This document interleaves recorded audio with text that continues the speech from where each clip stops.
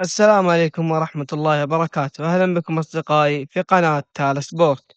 موعد ومعلق مباراة الهلال والرياض في الجولة الثامنة عشر من دوري روشن السعودي 2025-2026. قبل أن نبدأ، لا تنسى اللايك والاشتراك في القناة.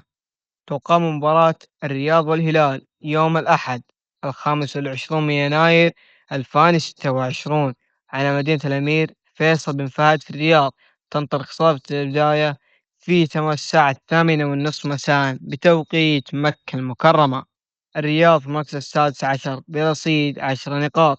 الهلال في إصدار ترتيب دوري روشن السعودي برصيد 44 نقطة. القنوات الناقلة لمباراة الرياض والهلال: قنوات ثمانية الفضائية، ومعلق المباراة فهد العتيبي. الله يعطيكم العافية أصدقاء تالا سبورت، لا تنسون اللايك والاشتراك في القناة وتفعيل الجرس يصلك